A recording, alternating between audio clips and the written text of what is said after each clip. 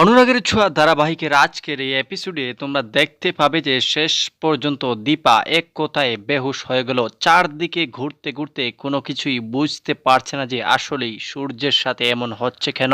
অন্যদিকে দেখা যায় যে উর্মি, কুন্তলা এবং রুডি মিলে যেই চক্রান্তটি করেছে সূর্যকে একেবারেই শেষ করার সিদ্ধান্ত, কিন্তু শেষ পর্যন্ত তারা কি সফল হতে পারবে তা দেখতে চায় দীপা।